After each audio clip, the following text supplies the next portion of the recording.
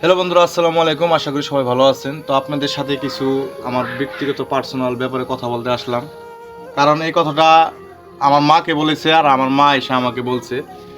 তো সেই কথাটা কি, আমার মাকে আশেপাশের আমাদের এলাকার মানুষ তারা বলে যে আমি এগুলো ভিডিও টিডিও করি, আমি এগুলো করতেছি কিসের জন্য, হ্যান তেন অনেক কথাবার্তা, কি কথা বলতে পারে সেটা আপনারা বুঝে নিন, ঠিক আছে? তো এগুলো ভিডিও করি, আমি এগুলো থেকে কোনোদিন কিছু করতে পারবো না, কোনো ইনকাম করতে পারবো না। তো আমি এতটা কষ্টের মাঝে থাকার পরেও তো আপনাদের মাঝে সব কিছু শেয়ার করছেন, আপনারা আমাকে ভালোবাসা দিয়ে আমার আইডিটা আজকে এত বড় করে দিচ্ছেন।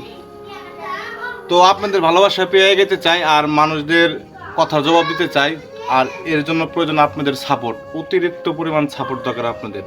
আমি আশা করব যে, আচ্ছা আমার মার মুখ থেকে কিছু শুনি। মা, আমি যা বলছি এগুলো কি সত্যি বলছেন?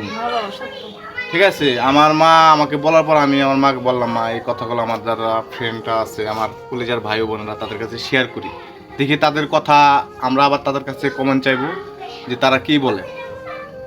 তো আমার মাকে আমি একটা কথা বলতে চাই, মা তুমি কি কও, আমি কি মনে করো যে কষ্টে আছে, আমি এগুলো যদি একটা উন্নতি করতে পারি এগুলো কইরা, তাহলে কি করবো? এখন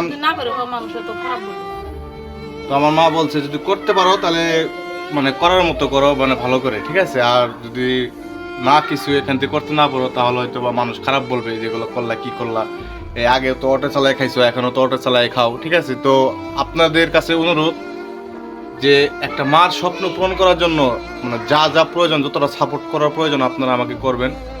আমি আসলে মানুষের কথা জবাব দিতে চাই, যদি আল্লাহ আমাকে বাঁচা রাখে তাহলে আমি আমার মা বাবার মুখে হাসি ফুটিয়ে মরতে চাই, ঠিক আছে? আপনারা সবাই ভালো থাকেন আর ভিডিওটা বেশি বেশি শেয়ার করেন।